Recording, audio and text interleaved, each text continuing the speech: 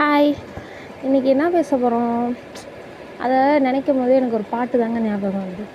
நினைப்பதெல்லாம் நடந்து விட்டால் தெய்வம் ஏதுமில்லை.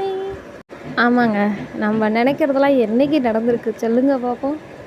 நம்ம நினைக்கிறது ஒன்றா இருக்கும், நடக்கிறது ஒன்றா இருக்கும். நம்மளும் அதே மாதிரி நிறையா பிளான் போட்டு வச்சுருப்போம்.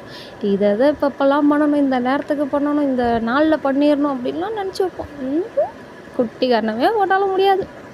அதெல்லாம் 100ல் ஒருத்தவங்களுக்கு சாரி 1000ல் ஒருத்தவங்களுக்கு தான் நடக்கும். அதில் 999 பேரில் நம்மலாம் இருக்கும், நடக்காத லிஸ்ட்டில் இருக்கும். ஸோ பிளான் பண்ணும்போது வேணாம், பிளானே பண்ணாதீங்க, அது போக்கில் விடுங்க. நம்ம ஒன்று நினச்சி அது வேறு வழியில் நம்மளை இழுத்து கொண்டே விட்ருவோம். யார் யாருக்கெல்லாம் இப்படி நடந்திருக்கு அப்படியே கொஞ்சம் நினச்சி பாருங்கள். நிறைய பேருக்கு நடந்திருக்கு. இதெல்லாம் நம்ம கையில் எதுவுமே இல்லை.